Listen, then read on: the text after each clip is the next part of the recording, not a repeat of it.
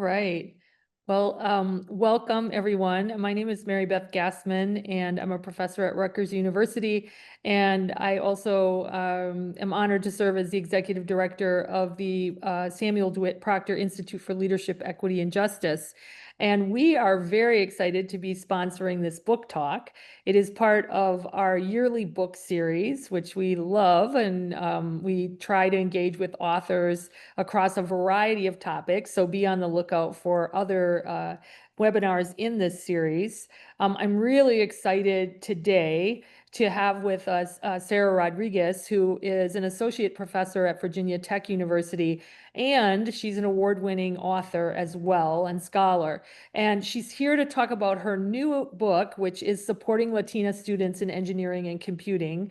I've read this book, it's terrific, and she's going to talk to you about the book's findings. She's going to explore how equity-minded educators can champion anti-racist and restorative practices that really honor and support Latinas in engineering and computing. And I think this is an incredibly important topic right now in this world that we're living in. What I love about Sarah's work is it's evidence-based, and that's hard to argue with. So her work really helps us to foster a sense of belonging and inclusion among Latinas in the fields of engineering and computing. So I am excited to have Sarah here with us. I want you to know that there is going to be a discount code for her book put in the chat, and that you should feel free. She's going to give a presentation, but feel free to put questions in the Q&A, and we have time at the end, and we are going to answer as many questions as you can. Sarah is open to that and excited. So welcome, Sarah. We're so happy to have you with us, and I can't wait to learn more,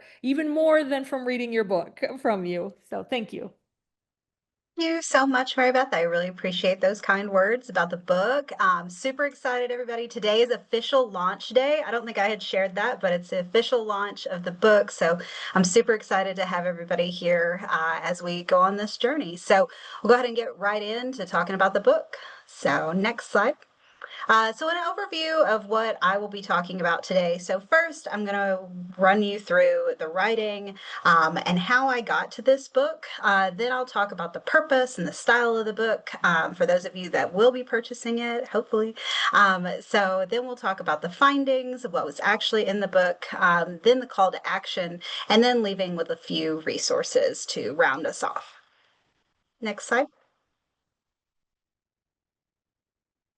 Okay, in terms of writing, so I wanted to talk a little bit about how I decided to write this book and really how I learned a lot in this process. Next slide. So before I even talk about the book, it's very important to me to situate who I am as a researcher, as a scholar, as a Latino woman, by talking to you about a little bit about my background, and also because my dad is on this call. And so a little bit about my background that I do want to say is I am not an engineer or a computer scientist. And that is really important to this journey because when I first started out, when I was a little girl here, and then when I was getting into high school, you always think that your life is going to be a straight, point from one point to the next. But as this picture shows on here, how life actually goes is quite wild. It doesn't follow a linear path ever at all. And so when I was growing up, I was really good at school. I was precocious. I loved school. I loved everything about it. I was, good at math and science. I was a high school aerospace scholar. I went to space camp. It was really great. All of these things. I thought I was going to be an aerospace engineer. I had planned on these things. However, I began to struggle in calculus. And it was the very first time I had really struggled in anything. And because of that, I said, no, if I can't do calculus, I can't be an engineer. And I immediately went and became an English and Spanish major. So a huge departure from engineering. What the other part of that story is that in that calculus class, I was making an A. So I actually had an A in calculus. I did quite well, considerably, but I didn't feel like an engineer. I didn't see myself as an engineer. I looked around and nobody that was doing the kinds of things that I was interested in was a Latina, and most of the people around were also white men. And so this kind of stuck with me over time. And from here, from that background, I really started to question, why did I feel like that? Why do so many students not see themselves reflected in the curriculum? Next slide. And so that really took me to building this scholar identity that came into the book. And so I am a Latina, proud, from Texas. And instead of going into engineering, I took this path through higher education administration. My background is in studying community colleges, universities, student development, and a piece of the work that I did while I was a doctoral student was in Chicano studies. And so that is a perspective that I've came with for a long time. And it wasn't until writing this book that that really started to come out. My initial dissertation work was about Latinas in STEM. And ever since about, I would say, the mid 2010s, I've been studying this work, been looking at this work, first STEM overall, and then over time, really thinking about it in terms of engineering and computing. And I will say that this book has stuck with me and it's grown with me through my multiple field switches and through multiple projects. And the field switches, I think, were important to this book in particular because I started as an English major, English and Spanish, literature and languages. And then I went to higher ed, Chicano studies, and then now I'm in engineering education. And what this book is really a culmination of all of those things put into one. Next slide. And so every time somebody asks me, well, why did you decide to write this book?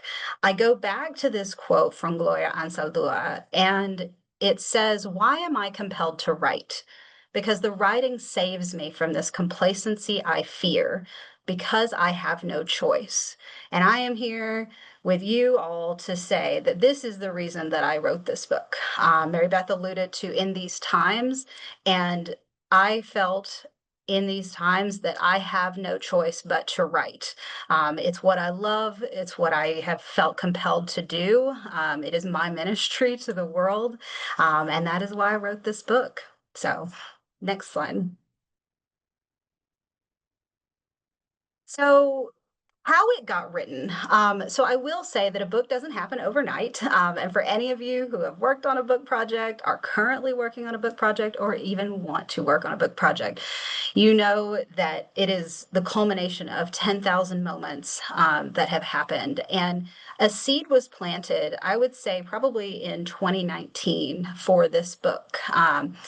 And many things have happened in all of our lives between 2019 and today. So, whether it was for me, the pandemic, moving jobs twice, moving fields, during that, a lot of things happened. I also had a baby during all of this. And I really had to find time on the margins to produce this book. And it was very much a series of digging deep and digging deep again. And honestly ripping threads out. I decided halfway through writing this book that I didn't like the way that it was coming out. And so I ripped out all the threads and I restarted again. I do not suggest that. But it made the book so much better. And a huge shout out to my colegas who read this book with me and gave me feedback. Courtney Ludke and Elvira Abrica very much gave feedback on this and helped me to kind of think about how to write this book and how to get it done. Next slide. And so this was a series, getting this book done and actually into print was a series of push and pull. And I knew that I had to finish with this project because I felt like I am currently, and always standing on the shoulders of giants. So whether that be my family, whether that be my, Latino community, whether that be, Chicana feminists and other Latino writers out there, I am doing my part to continue to uphold this work, to do this work.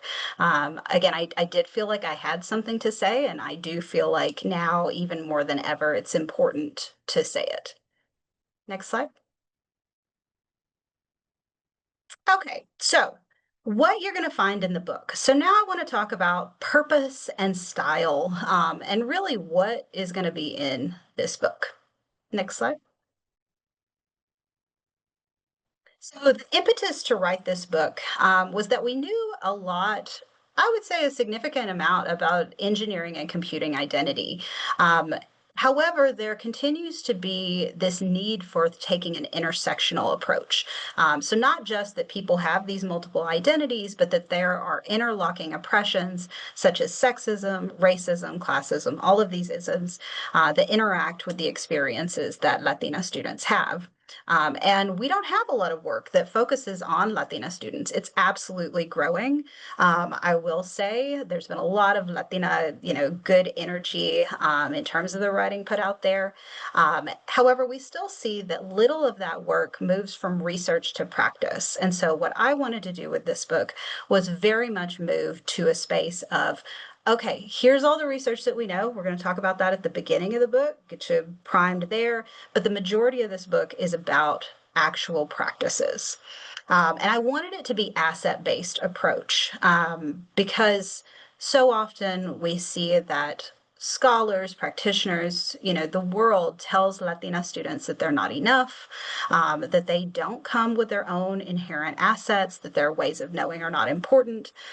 So this book was my endeavor to try to say that Latino students, Latinx students, Latina students are coming with their own ways of knowledge, their own ways of knowing, and that they have something to give us and that we need to ensure that we are supporting them fully. Next slide. And so the purpose of this book and the style that it's written in is that this book is particularly written for equity-minded practitioners. And this was something that wasn't there at first. So I had one of my colleagues, ask me when they read the first draft of this book, like, who's this book for? Like, who are you trying to talk to? And it was a moment of real transformation because, I'm not talking to people that don't care about equity. I am not talking to people who, do not think this is important. I'm focused on those of you who are on this webinar. I am focused on the equity-minded practitioner that wants to create change, that wants to support Latina students. And my book is dedicated to the many Latina students who have shared their lives with me, have shared their experiences with me, and continue to galvanize this work. And I specifically chose a Chicana feminist approach to doing this work because it was something that I was super scared to write about, which some of you may be like, why? Why would you be scared to write about that? Chicana feminism is amazing, right? Like it's so multifaceted, it's so deep, it's so beautiful. And I was worried that I wouldn't do it justice. But I felt like that Chicana feminism has the answers we need, and specifically for supporting Latina students. And in terms of style, this book, I would like to say, is direct, it's practical, and it's unapologetic, which I would like to believe is just like me. So we are, our books, our works, are products of ourselves. And so that's kind of the style that you'll start to see in the book. Next slide. And so one of the features of the book that was really important also for me to have were these two things. So the first of which is practitioner and organizational spotlights. So I have named names of programs, people, organizations that I think are doing the work. So, it spans everyone from, New Mexico State University to Miami-Dade College, which is the largest HSI community college. I really wanted to give a voice to practitioners who were doing the work, and shine a light on programs like DIY Girls in California. So these are just a little bit of a sample of the amazing work that I think that is out there. So I took time to try to highlight those. I also tried to balance the book with Latina student vignettes so that you could see what was going on, with their experiences, in terms of looking at identity and thinking about what their experiences were going to be like. Next slide. So, to the meat of the book. So, the findings. So, this findings section explores how Chicana feminism can inform engineering and computing identity. Next slide. So, to back way up, what is engineering and computing identity? For most of you on the call, you probably know the answer to this, but just in case that you don't, and to make sure that we're all on the same page, engineering and computing identity is how one understands and positions oneself, in a given field. So whatever field we're in, we absolutely have an identity and a relationship, with that field and between ourselves and the field. It's also how one associates or becomes alienated from the community, from the norms and the culture. And particularly for Latina students, it can be very challenging to see themselves in roles like engineers and computer scientists, not because they don't want to feel that way, but oftentimes because they are pushed away from these fields. When we think about engineering and computing identity, it's generally made up of these four major components. Sometimes there's other things, but in general, it's these four main components around interest. So, how curious are you about a field? Like, what excites you? Are you able to like overcome challenges because you just are that interested and excited about the work? Also, competence and performance. So, do you know the material? Can you use the tools? Do you have the skills? And finally, recognition. So, do I see myself as an engineer? Do other people see me as an engineer? Those both sides are very important. However, as many people have noted with engineering and computing identity, these concepts can be really problematic, particularly if whoever is talking about it in terms of a monolith, of one identity as an engineer or one identity as a computer scientist. And so this is why we need Chicana feminism. So next slide. So, in thinking about how Chicana feminism can shape our thinking, I did a lot of reading and then a lot of trying to condense. So, I'll go ahead and say I am sorry to the Chicana feminists on the call that I have tried to distill everything into five main areas. But that's what I was trying to do, right? To make it something that can guide our thoughts around this. And so when I think about how Chicana feminism can really help us, I think about five main things. So it can help us think about computing and engineering identity by having us focus on assets. So what are Latina students inherently bringing with them into these contexts? That we can make it contextualized, that these Latina students are not going into these fields in a bubble, in a vacuum. There is a socio-political and historical context that is enveloping all of the decisions that we make around supporting Latina students. The third one is about multidimensional identities. So the fact that Latina students aren't just Latina students, they may also be from low income backgrounds. They may also have immigration stories. They may also experience, food insecurity. They may have all these different kinds of things going on in their background or their identities, and they will have different needs.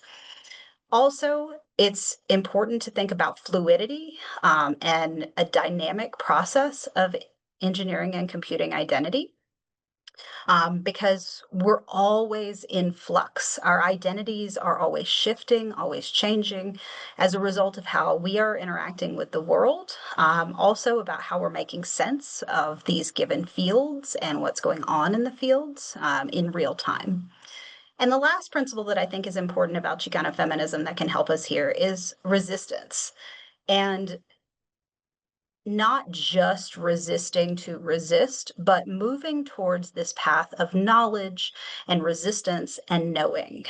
So, really thinking about the fact that Latina students already know who they are, right? Like they are holders and creators of knowledge, and we just need to get out of the way so that we can enable Latina students to bring their full selves into these fields. And just to run to this is all just scratching the surface of Chicana feminism, but all of this is undergirding what I'm about to talk about in terms of how we actually do this. So next slide. So I'm going to go through a series of slides that kind of takes you on a very broad stroke across the book. And so the first one is about generating engineering and computing identity recognition. So this is really about how we put together and support self-recognition and outside recognition. And what I mean by that is the ability for Latina students to say, hey, I see myself as a computer scientist. And then hear from their friends or their family or their faculty members, hey, I think you're a computer scientist, I see you in that way. And a few of the ways that you can do this, and I get much more in depth in the book, but is really thinking about how to do things like enhancing compositional diversity. So whether that's through hiring or recruiting and retaining more Latina students and people, staff, faculty who want to support them. It's also about promoting that experiential learning component that's really going to get Latina students to see themselves in those roles. So whether that's through undergraduate research, whether that is creating kind of more identity forward professional development experiences, as I term them, so they have the opportunity to see themselves in that role. Also, I highlight the importance of creating rites of passage and encouraging cultural heritage and identity. So whether that means, connecting with identity-based groups on campus, finding ways that we can structure this into the work that we do. In terms of outside recognition, one of the things that Chicana feminism can do for us is to really challenge us to redefine and to have our students redefine who is important. So acknowledging that importance can come from a range of sources. So for instance, some of the Latina students in my study would talk about how it was very important that their fathers saw them as computer scientists, or their mothers, or their communities. Those were the important things to them, and that we have the opportunity to really expand opportunities for Latina students to share their work so that other people are really seeing them in that way. So whether that means more community presentations, whether that means cross-discipline projects and information sharing, all of those can be opportunities, as can internships as well. And in the book, because obviously we know that internships are important, right? Like I think we all can agree with that. However, I think that there needs to be a little bit more scaffolding with students and industry partners through that internship process to really facilitate better outside recognition. Next slide. So moving towards interest, so really thinking about how we encourage early interests and then nurture interest as we go.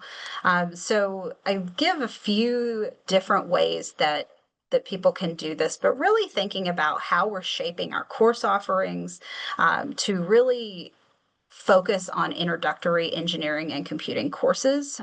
So whether that is done through, certificates or minors or the intro courses, all of these things can really bump up the need and the addressed need for early interests. Also creating these educational plans that reinforce identity. So also attending to flexibility, that students have the ability to have flexible curriculum that they can follow their interests with. Also, in terms of structuring first year interest groups, perhaps clustering around shared experiences, shared identities, to the extent that you can. We can talk more about that if you would like.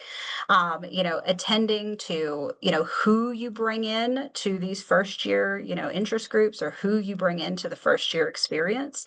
If you can get Latinas into that, if you can get people from the Latino community, these can all very much support that early interest.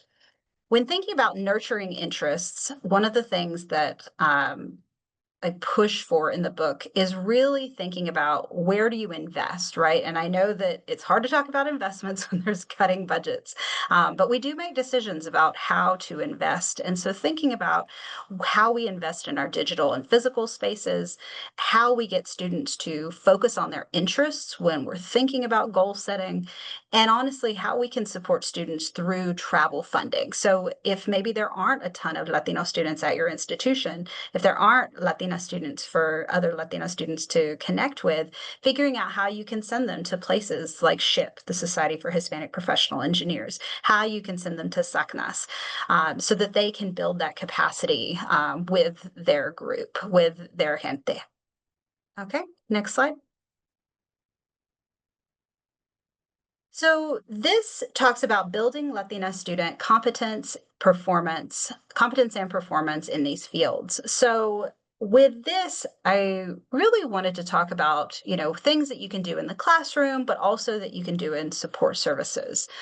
So in classrooms, I think to really support this idea of competence and performance, it's about uplifting knowledge and co-creation, which I know as a faculty member, I'm just as maybe scared as some of you about what co-creation could mean, but really thinking about how you might engage Latina students in co-crafting what a syllabus looks like, what projects look like, how you can maintain that open communication, and give ample, opportunities for feedback, whether it's from peers, instructors, in scaffolded ways. Another element of doing this in classrooms could really be about thinking about the diverse world around students and how you can really leverage that by incorporating these real world applications, these partnerships with Latino orgs, Latino communities, to really bring that Latino community into the engineering or computing classroom. Now, when thinking about support services, I think there's several things that we can do that are really based in thinking about how we can address help-seeking behaviors, building out tutoring and supplemental, really thinking about how we commit to meaningful mentoring, and utilizing teaching assistants. And you may be saying, okay, Sarah, well, all of these things are good for all of our students. And that's kind of the point, right? Like, we want to foster a culture that is help seeking normalized, so that Latina students and all students feel as though that they can go to people and seek help, that they have the ability to access these support services, and to do it in ways that are as culturally relevant, culturally sustaining, and supporting as we possibly can. The last bit here about teaching assistants. So this was one of the things that came out with students, talking about their identities, is that someone saw them, either another teaching assistant or a faculty member saw the potential in what they were doing, let's say in an introductory computing class, and said, hey, I think you should be a TA. And this was instrumental for many Latina students who either weren't majoring in a computing field, or were majoring in it, but maybe on the edge of leaving.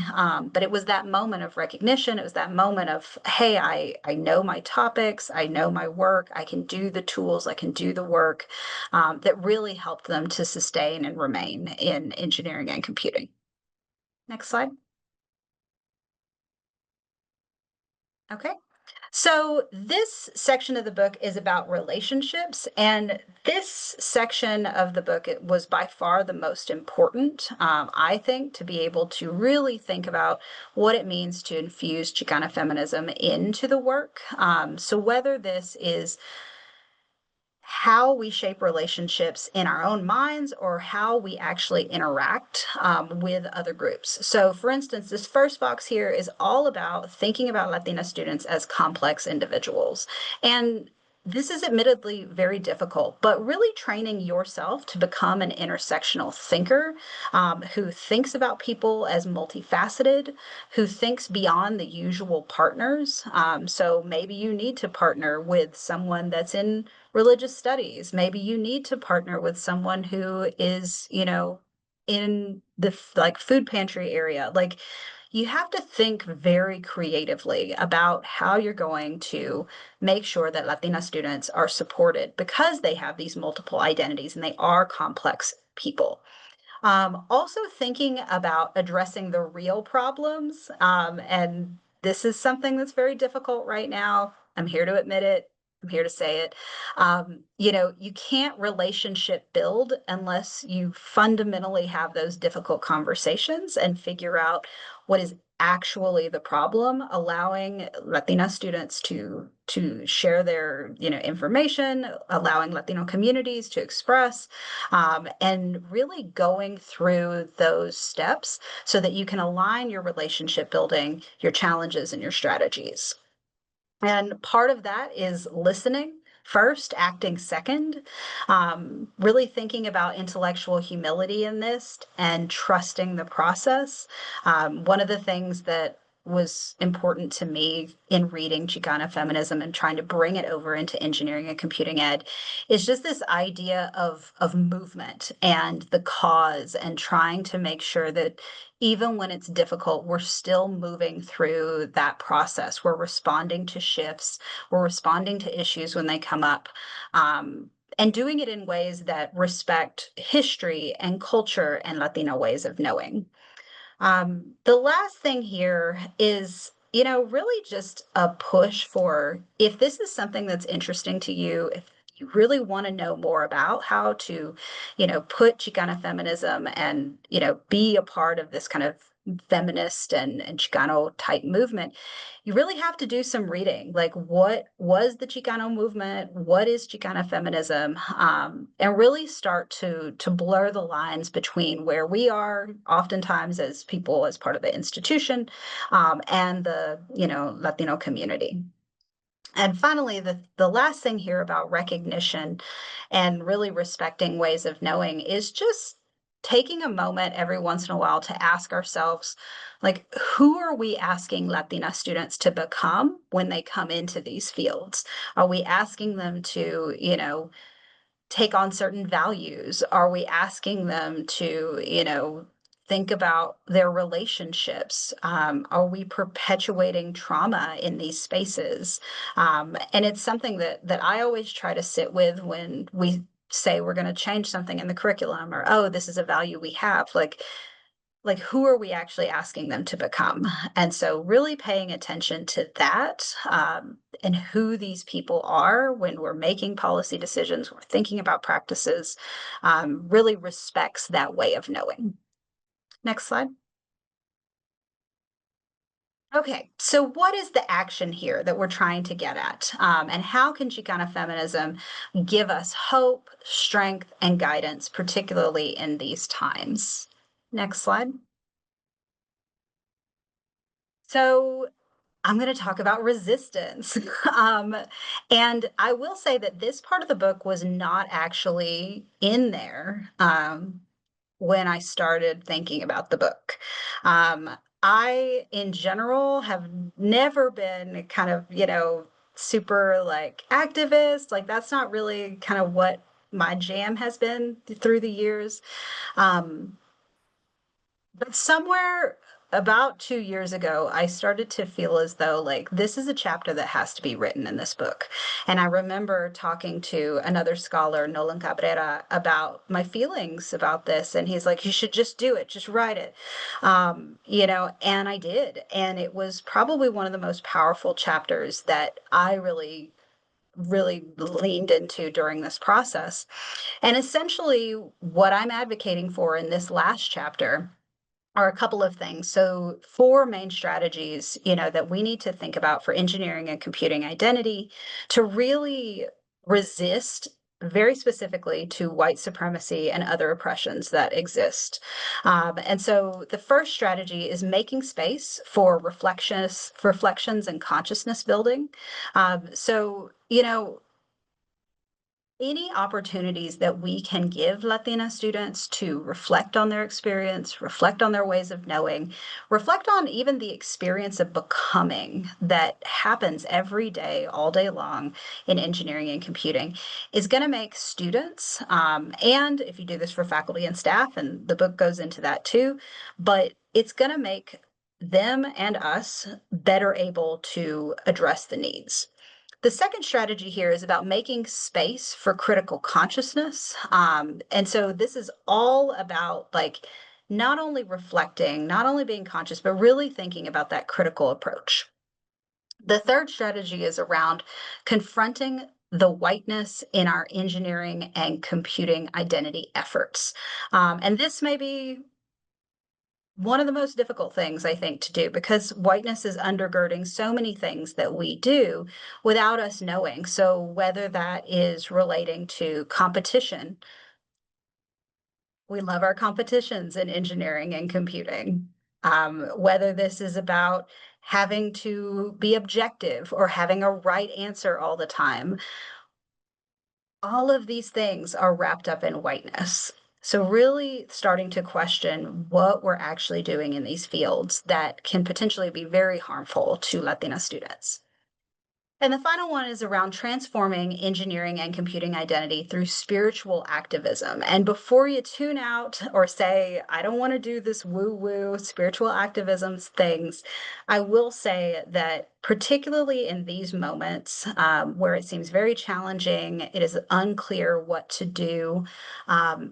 Chicana feminism has a lot to teach us about staying rooted to our cause, staying rooted to particular ideals, exploring things that are very complex and sticky and fluid and difficult, but also keeping our souls during that process. And so, if you are finding yourself in a moment where you need to think about how you can lean into resistance, but also take care of yourself, this last chapter is your chapter.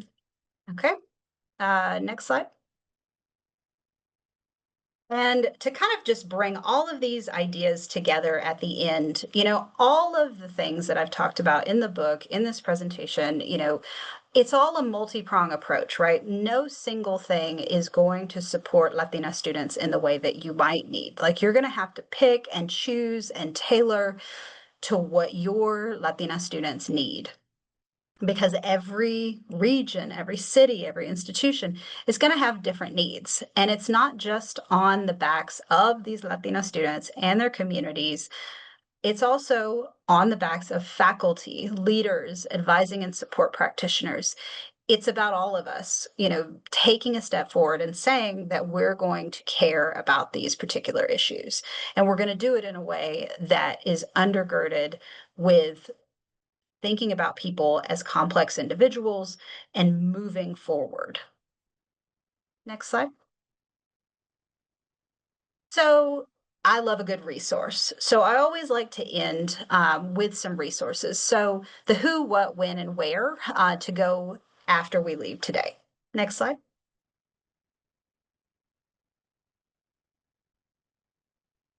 Okay, one more, or actually, no, I'll start here. Okay, so actually, can you go to the next slide? Okay, I'll do that. I'll do these first. So, in terms of resources, a few books that I think are really helpful if you're wanting to get into Chicana feminism, but not quite sure where to start. So, the first of which is my favorite Gloria Anzaldúa book. It's called Light in the Dark, Luz en el Oscuro. It is just fantastic about thinking about identity, spirituality, reality. It's not Borderlands. Borderlands is the most famous. This bridge called My Back is also really famous, but I really like Light in the Dark, so I wanted to share that with you. Also, Intersectional Chicana Feminisms, great book by Ida Hurtado. Definitely check all of these out. These are kind of like your, bread and butter in thinking about places to start. Borderlands is, of course, the most famous of Gloria Anzaldúa's work, so definitely check that out as well. Next slide. Also resources around Latinas and other, thinking about other students also, other Latino students in STEM. So from left to right, I want to talk about the book at the top. So this is a book that is about an asset-based approach to advancing Latina students in STEM. So a lot of good work is in that. Moving over, there's also great things about Tecnolochicas, Shiptinas. These are places where you can get your needs met in terms of thinking about, very inspirational stories with Tecnolochicas. Shiptinas has an excellent track that students, faculty, and staff can go to at the annual conference. Also, the books in the middle are really great books in terms of thinking about Latinos in engineering and STEM. And then I also wanted to put in some different ones that I don't usually share, but I think this audience might appreciate. Woman Who Glows in the Dark. So this is a study or a book about spiritual health. And if you're doing this work and you're truly engaged, this is a really great book to kind of give that extra oomph to the work that you do. And also for brown girls with sharp edges and tender hearts, this is a book that I absolutely love and has been very inspiring to me. So now if we could back up two more, should have put these in the right order, but there we go. I did want to share some like book tour dates that I may be coming towards you. And so I'm going to be in a variety of places this fall and spring, and more are popping up kind of every day. But I'll be visiting the University of New Mexico very soon, but also Frontiers, El Mundo Zurdo, ASH, AHI, AERA, CSCC. So if you are at an institution that is close to any of these, I would love to come and see you while I'm at any of these places. Also, if you are interested in having me come out, shoot me an email, let me know, give me a call. I always love to talk to students and practitioners. It's really my favorite thing of this whole part of my job. So if you're interested, please let me know. And we can forward to the end then. Okay, so here, my last and final word that I do want to share is that I want to thank all of you for doing the work that you do. The work is hard, but we're still doing it. And a quote that I really love from Gloria Anzaldúa as well is do work that matters, vale la pena. So what this means is, it's worth it. You want to do work that matters, and it may be hard, but it really is truly worth it to do that work. Next slide. And so please feel free to contact me. My contact info is here, pretty easy to find on LinkedIn and whatnot. But I love hearing from people. I love interacting with the community. So thank you for letting me share space with you. I really appreciate it. Oh, thank you, Sarah. That was just incredible. And I loved it. And I loved how much of yourself you put into that presentation. Just really, really beautiful. So thank you for sharing with us.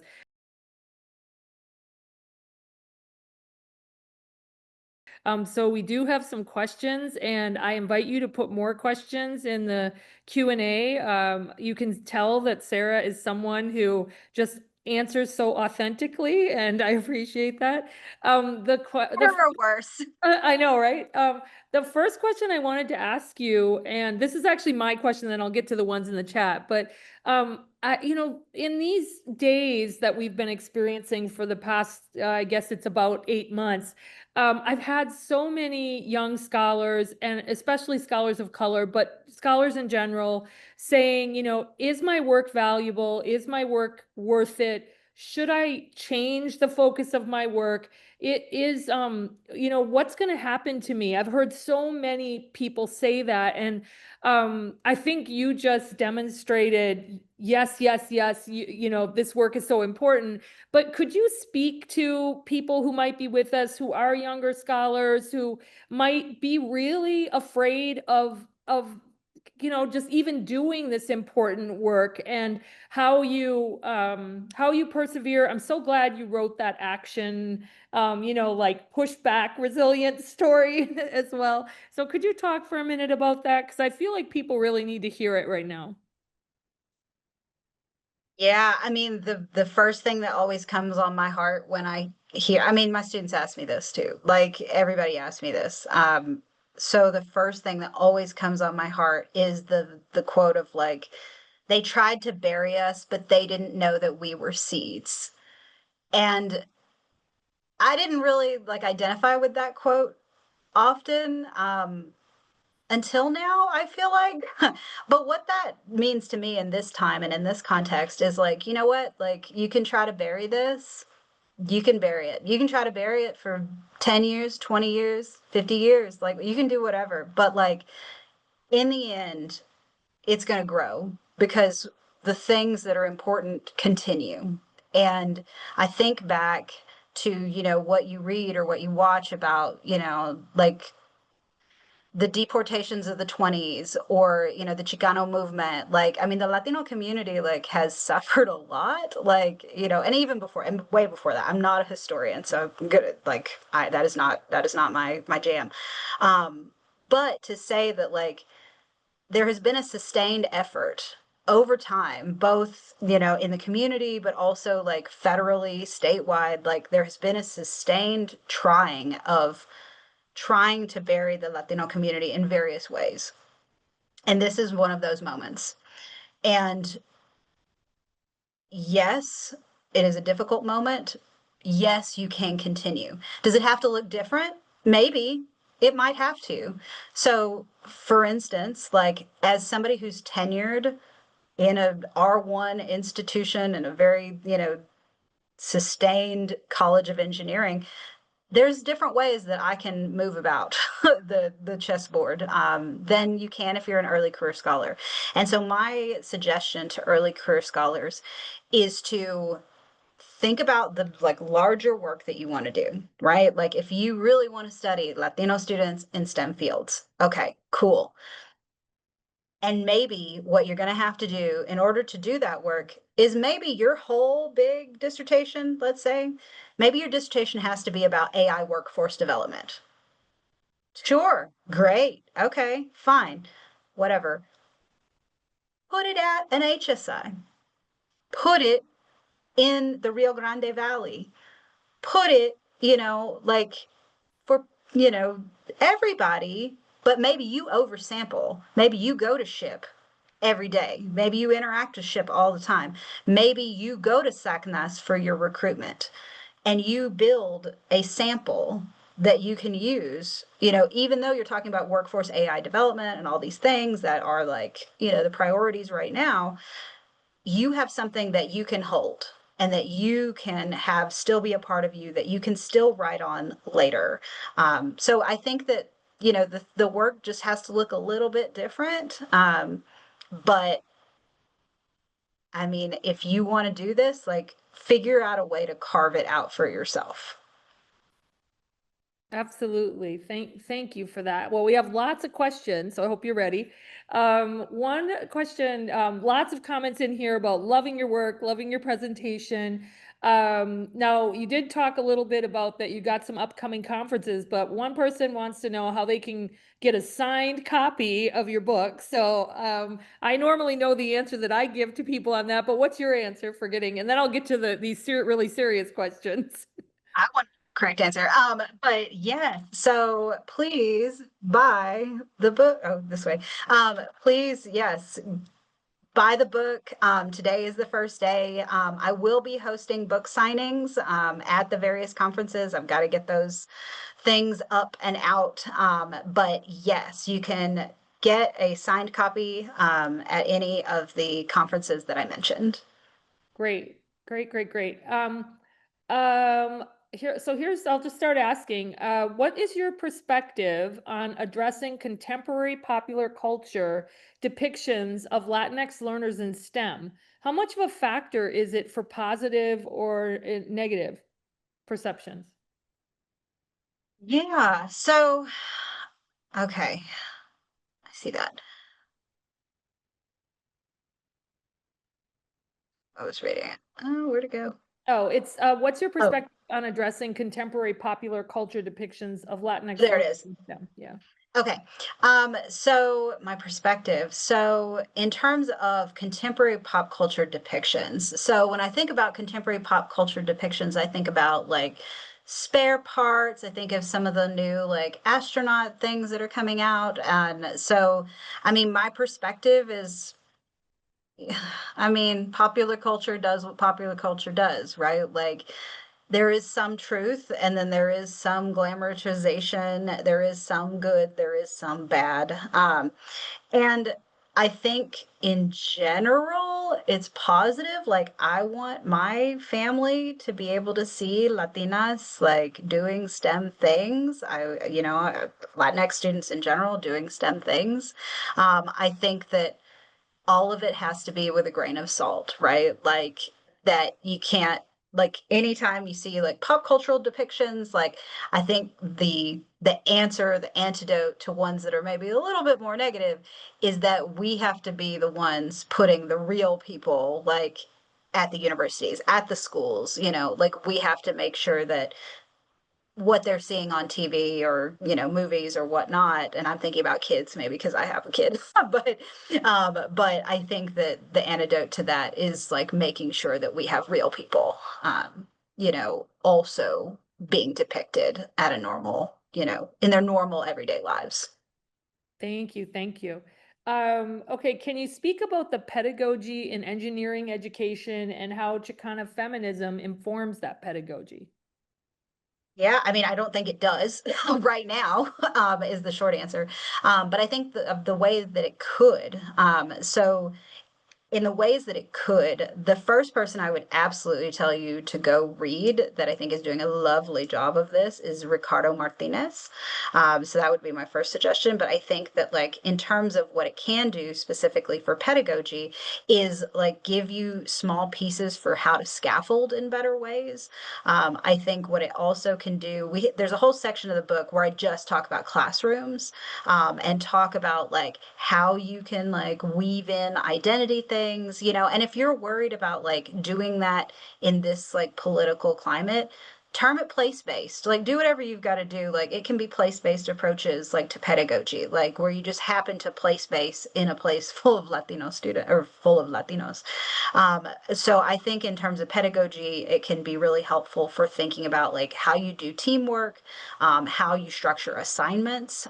So for team dynamics, how you also think about like writing up your learning outcomes. I think it can be helpful for if you want to build in supports, like thinking about creative ways to get the actual supports into your like learning pedagogy processes so that students aren't having to go out and get them in other places, so that they're actually like built into, like in this point, the engineering curriculum. Also like the examples that you use in engineering curriculum can be really powerful, so thinking about diversifying your examples, who you choose to highlight as engineers. Like I know that there's one person here at Virginia Tech, like he absolutely has a revolving thing about, who he highlights as engineers. And one way to do that, to make sure that you're covering Latinas, is to make sure that Latinas are showing up in that particular section of your highlighting. So I think there's several things that it could do. And I would absolutely point to the classrooms part of the book for sure. Thank you. Thank you. Okay, here's a big question. So, given the current immigration policies, including restrictions on access to postgraduate optional program trainings, do you think it's possible that the landscape for enrollment in engineering programs for Latina or Latino students could change drastically, either in the short or the long term? Oh, I think this is so place dependent. And the reason that I say that is like as a Texan, like I would say no. Like there's tons of us that are like, fifth generation or whatnot. So that might not change. But I think in some areas, that absolutely is going to be something that is more difficult. Particularly as, families feel, particularly mixed status families, feel more scared to interact with, community colleges and universities, and you don't want to go somewhere where you don't know and you don't trust the people. So I think it's mixed, it's just where you are that's going to make the big difference. But if that is a concern, like for your particular area, I would say that the very bedrock of dealing with anything related, and my heart goes out to all the administrators, the family, everybody who is, in the middle of dealing with immigration and ICE and just this culture of fear that has been created, is to really think about, how how do we create trust um, in our institutions? So I think getting to that is going to help, if there is some sort of difficulty that's coming from these immigration processes, which for some communities, this is going to be really tough. But I think that building a sense of trust, being clear with like what information is necessary to collect, what information is not necessary to collect.